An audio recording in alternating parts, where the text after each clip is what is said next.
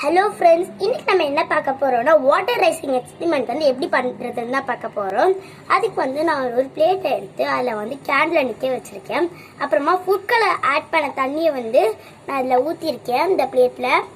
இப்போ வந்து இந்த கேண்டில் வந்து நம்ம ஃபயர் பண்ணிக்கலாம்.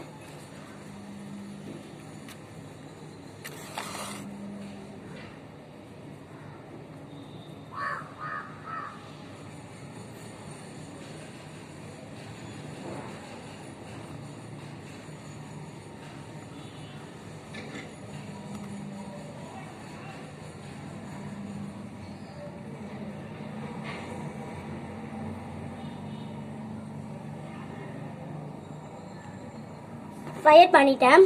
இப்போ வந்து இந்த கிளாஸ் டம்ளர் எடுத்து நம்ம இந்த கேன் மேலே வைக்கணும்.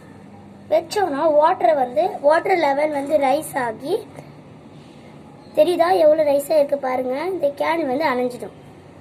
இதுக்கான ரீசன் வந்து கிளாஸ் வந்து ஹீட் ஆகும் போது அதுக்குள்ளே இருக்க ஏர் வந்து ரொம்பவே ஹீட்டாக இருக்கும். அதுவே அந்த கேண்டில் அணைஞ்சதுக்கு அப்புறமா அந்த ஏர்லாம் வந்து கூல் டவுன் ஆகும்.